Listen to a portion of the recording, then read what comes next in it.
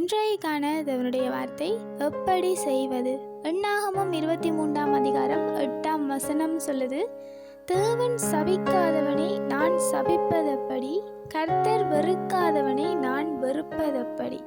அதாவது இது ஒரு அழகான வசனம். தேவன் சபிக்காத ஒருவனை நான் எப்படி சபிப்பது, தேவன் வெறுக்காத ஒருவரை நான் எப்படி வெறுப்பது. எங்களுடைய வாழ்க்கையில மிக இலகுவாக எங்களால் செய்யப்படுகிற ஒரு விடயம்தான் ஒரு மனிதரை வெறுப்பதும் அவர்களை சபித்து விடுவதும். இந்த வசனம் சொல்லுது, தேவன் சபிக்காத ஒருவனை நான் எப்படி சபிப்பது.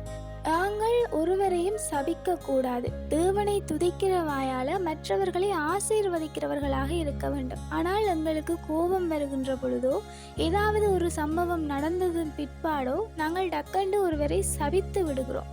அப்படி செய்பவர்களாக நாங்கள் இருக்கக்கூடாது. ஒருவரை வெறுப்பதும் நாங்கள் செய்யக்கூடாது.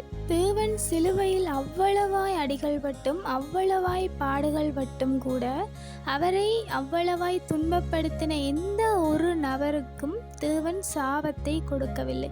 அந்த நேரத்திலும் கூட பிதாவே இவர்களை அறியாமல் செய்கிறார்கள், இவர்களை மன்னியும் என்று சொல்லி பரிந்து மன்றாடுகிறதை நாங்கள் பார்க்கிறோம். அப்படி தன்னை துன்பப்படுத்தின அந்த மனிதர்களை கூட தேவன் சபிக்கவும் இல்லை, வெறுக்கவும் இல்லை.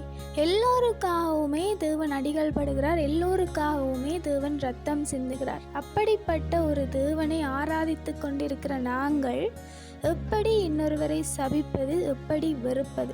அது மாத்திரமல்லாமல் இதில் சொன்னது போல தேவன் சபிக்காதவர்களை நாங்கள் சபிக்கவே முடியாது. தேவன் வெறுக்காதவர்களை நாங்கள் வெறுக்கவும் முடியாது. தேவன் எல்லோரையுமே நேசித்தார், நாங்களும் எல்லோரையுமே நேசிக்க வேண்டும். Have a nice day.